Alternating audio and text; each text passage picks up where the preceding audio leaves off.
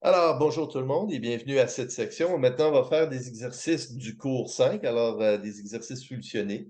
Alors, au cours 5, c'était les méthodes statistiques. Donc, on a vu l'espérance, on a vu la variance, on a vu l'écart type, la covariance et le coefficient de corrélation, c'était les principaux. Et il y avait aussi le coefficient de variation. Alors, l'espérance, c'est une moyenne, c'est la moyenne pondérée. Alors, c'est la moyenne de tous les résultats pondérés à sa probabilité. Alors, il y a une alors, si je fais l'espérance d'une constante fois, alors, si x et y, c'est des variables aléatoires, si je fais une interpolation linéaire, alors une constante fois x plus une constante fois y plus c, c'est égal à l'espérance de ax plus by plus c, c'est égal à la première constante fois l'espérance de x, plus la deuxième constante fois l'espérance de y plus c. Donc, si je veux savoir quelle est la moyenne de 40% de l'intra plus 40% du final, puis je suppose que tout le monde a 20% pour les exercices, c'est égal à 40% fois la moyenne de l'intra plus 40% fois la moyenne du final plus 20%. La variance, dénotée sigma carré, ou donc la variance de x, il y a deux façons de le faire. Alors, il y a l'espérance de x moins la moyenne de x au carré. Alors, c'est une moyenne de tous les x moins la moyenne de x au carré fois la probabilité que x valent ça. Il y a une autre façon que je l'ai pas. Ah oui, je l'ai ici. Alors, la façon que moi je préfère, c'est l'espérance de x au carré moins l'espérance de x au carré. Maintenant, laquelle utiliser un examen? C'est comme vous voulez. Je remarque que 50% des étudiants préfèrent elle et 50% des étudiants préfèrent elle.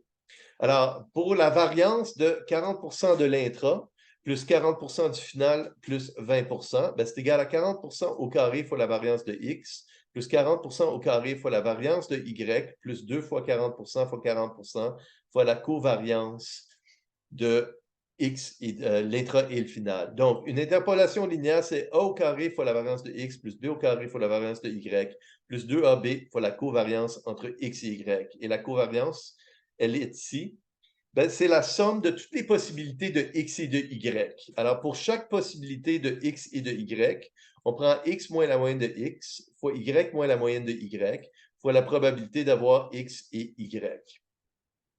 L'écart type, c'est la racine carrée de la variance. Et le coefficient de corrélation, par la suite, on prend la covariance divisée par l'écart type de x et l'écart type de y. Et le coefficient de variation, c'est une mesure du coût unitaire du risque. Alors, pour chaque dollar qui est assuré, quel est le risque autour de ça? Alors, on s'en sert un peu en actuariat. C'est tout simplement l'écart type divisé par la moyenne. C'est une moyenne pour chaque 1 dollar qui est assuré. Alors, pour chaque 1 dollar de résultat ou de rendement, quel est le risque autour de chaque dollar?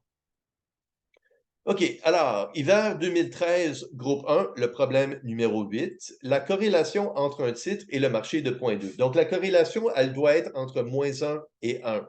Très important. La variance du marché, sigma carré pour le marché est de 0,25. La variance du titre, alors sigma carré pour le titre, c'est 0,16. C'est des beaux carrés en passant, parce que l'écart type, je prends souvent des chiffres qui sont au carré pour rendre l'écart type plus facile.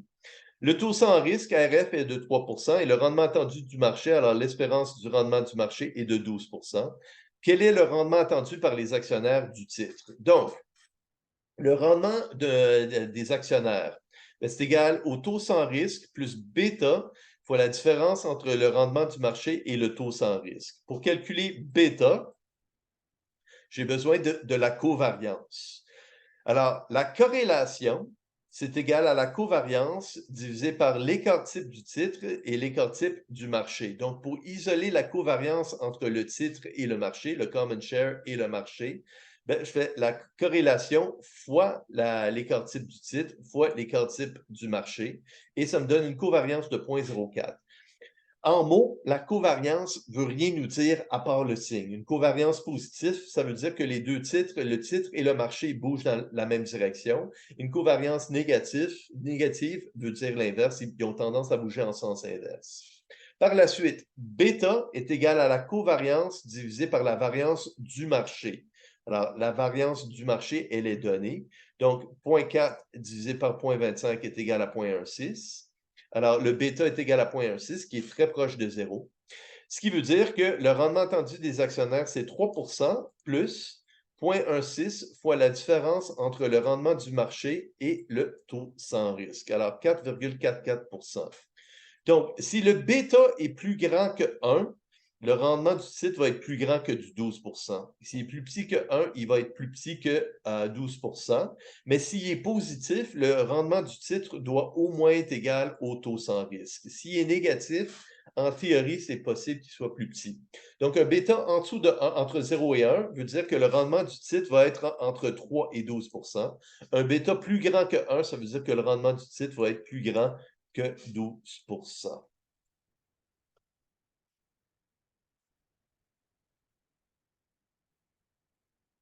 Donc, hiver 2013, groupe 1, le problème numéro 17. On vous donne la distribution des rendements des deux titres XY. Alors, ici, on a une distribution jointe de X et de Y. Alors, X et Y, il y a une covariance. Quand on a deux distributions indépendantes, la covariance, elle est nulle. Donc, il va y avoir une covariance ici. Calculer le rendement attendu d'un portefeuille 25 investi dans X et 75 investi dans Y. Donc, on veut l'espérance d'un portefeuille 25 X, 75 Y. Et donc, c'est égal à 25 du rendement de X plus 75 du rendement de Y. Donc, on doit calculer quelle est l'espérance de X. Donc, c'est la moyenne pondérée de toutes les possibilités de X fois sa probabilité. Donc, 8 fois 25 plus 9 fois 30 plus 10 fois 25 plus 11 fois 20 Et ça dit que le titre a un rendement moyen de 9,4. On fait la même chose pour... Oups, qu'est-ce que j'ai fait là? Qu'est-ce que j'ai fait là? OK, alors, Y fois la probabilité, Y fois la probabilité, Y fois la probabilité, Y fois la probabilité. Et ça nous donne le rendement attendu de Y. Et donc, 25 de X plus 75 de Y nous donne 5,73 qui est le rendement du portefeuille P, qui est 25 X et 75 Y. Alors, j'assume que c'est avec les mêmes données. Alors, question 18 maintenant, avec les mêmes données, quelle est la covariance entre X et de Y? Donc, on a calculé l'espérance de X et l'espérance de Y. La covariance, on prend chaque valeur de X et on soustrait par la moyenne, fois la valeur de Y moins la moyenne de Y, fois la probabilité. Et on fait ça pour chaque combinaison possible. Ici, il y a 4 combinaisons possibles. Donc, par la suite, 9 moins 9,4 fois moins 0,5 fois moins 4,5 fois 30 Et je fais ça pour toutes les données. Alors, 25 X moins la moyenne, Y moins la moyenne, plus 20 X moins la moyenne, Y moins la moyenne, ça me donne une covariance entre X et Y de 0,00112. Ça veut dire que X et Y, vu que c'est positif, ils ont tendance à bouger dans le même sens. Mais je ne sais pas si cette tendance, c'est une tendance qui est forte ou une tendance qui est faible. Alors, pour ça, j'ai besoin de la corrélation entre X et de Y. Donc, il faut que je calcule l'écart type de X et l'écart type de Y. C'était probablement la question 19 qui n'est pas là. Alors, l'écart type de X, on l'aurait calculé, c'est 0,00114. L'écart type de Y, c'est 0,033325. Alors, la covariance divisée par l'écart type de X et l'écart type de Y nous donne une corrélation de 0,5746, qui est une corrélation linéaire, qui est positive, qui est relativement forte. Alors, mais par contre, si j'ai un portefeuille qui est composé de X et de Y, vu que la corrélation n'est pas parfaite, je vais avoir un portefeuille qui a quelques bénéfices de diversification. Alors, examen hiver 2013, groupe 2, question numéro 16. Les rendements possibles pour deux titres se trouvent dans le tableau suivant. Alors, OK, alors j'ai X, Y, encore une fois, j'ai une distribution qui est jointe. Un portefeuille est composé seulement du titre X. Quel est l'écart type de ce portefeuille? Donc, si le titre X, on veut juste le titre X, on s'en fiche du titre Y. Donc, l'espérance de X, c'est 40 fois 30. 50% fois 12 et 10% fois 0. Donc, le rendement attendu du titre X, c'est 18%. On veut calculer l'écart type du titre X, j'ai besoin de la variance. Moi, je préfère passer par espérance de X au carré, mais si vous préférez l'autre méthode, vous pouvez vous en servir. Donc, je prends 0,3 au carré fois 0,4, plus 0,12 au carré fois 0,5, plus 0 au carré fois 0,1. Et ça me donne la statistique espérance de X au carré, qui est une statistique intermédiaire. Mais je prends cette statistique et je soustrais l'espérance de X au carré, et ça me donne la variance du titre X, 1,08, 0,0108. Et la racine carrée de la variance, c'est l'écart type, alors 0,10392. C'est l'écart type du titre X.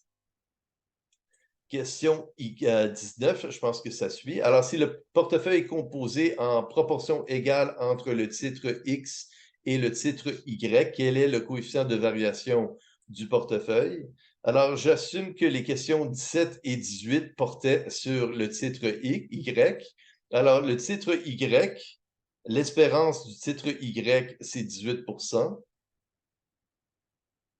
Et je pense que la question 18, c'était la variance d'un portefeuille qui est 50-50 avec le titre X et le titre Y. Je suis désolé pour ça. Donc, l'espérance d'un portefeuille 50-50 X et de Y, c'est 18%. Le coefficient de variation, ben, c'est l'écart type du portefeuille divisé par la moyenne du portefeuille, divisé par la moyenne du portefeuille. Donc, c'est probablement la question 17 et 18. Alors, il y a l'information qui manque là. Alors, 0,4656. Donc, une petite note là-dessus. Alors, si deux titres sont indépendants, la covariance entre elles, elle est nulle et la corrélation, elle est nulle. Mais s'ils ne sont pas indépendants, il va y avoir une covariance et en conséquence, une corrélation. Question numéro hiver 2013, groupe 3, le problème numéro 13. Alors, ici, encore une fois, j'ai une distribution qui est jointe. Alors, j'ai le titre A et j'ai le titre B avec la probabilité. Alors, j'ai 1/8 de probabilité pour chaque combinaison possible. Alors, quelle est la corrélation entre les deux titres? Donc, je dois calculer l'espérance de X. Alors, vu que c'est une distribution uniforme, je peux prendre tout simplement la somme de toutes les possibilités et diviser par 8. C'est un peu comme si, quand je corrige votre examen, j'ai 60 étudiants. Je prends la somme des 60 étudiants et je divise par 60. Ça, c'est si la distribution elle est uniforme comme celle-ci. Même chose pour l'espérance de A au carré. Je prends tout simplement la somme de toutes les espérances, toutes les valeurs au carré, et je divise le tout par 8, et ça me donne l'espérance de A au carré. Et la variance de A, c'est l'espérance de A au carré moins l'espérance de A au carré, et ça me donne la variance du titre A. Et la racine carrée de la variance me donne l'écart type du titre A. Même principe pour le titre B. Alors, je suis capable de calculer le titre B. Alors, la corrélation entre les deux titres, c'est égal à la covariance entre les deux titres divisé par l'écart type de A et l'écart type de B.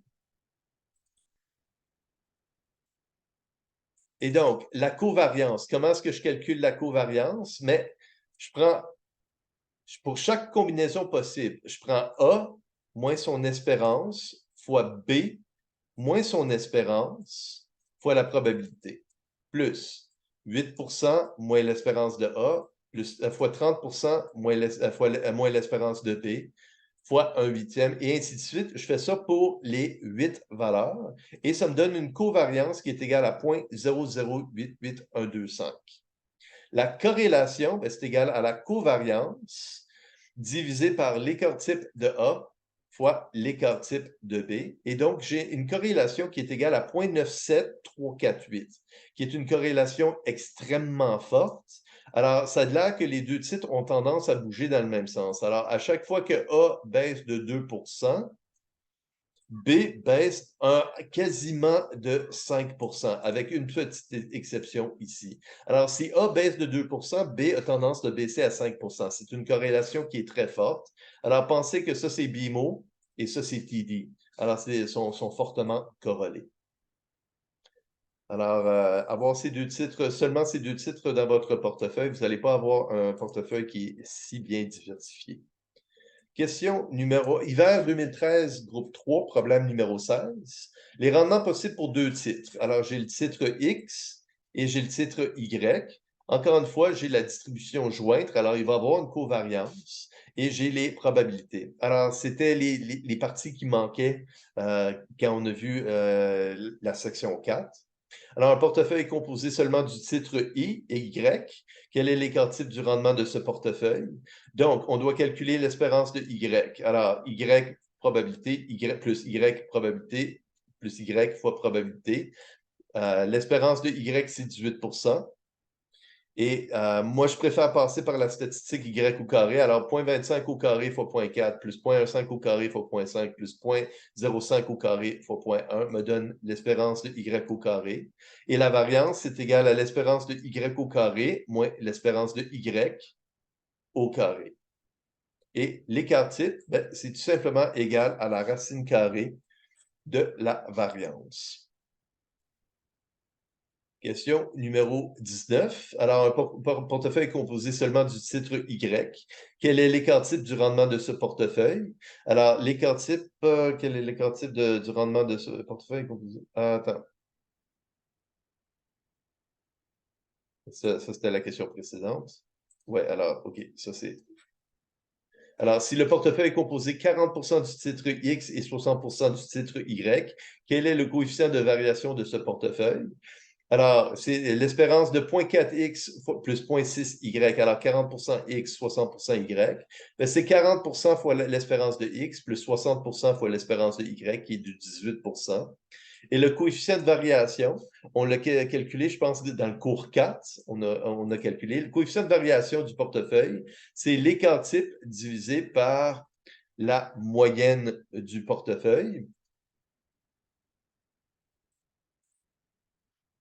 Et alors, l'écart type, c'est la racine carrée de la variance du portefeuille et la moyenne du portefeuille, c'est 0,18. Et donc, le coefficient de variation est égal à 0,44347.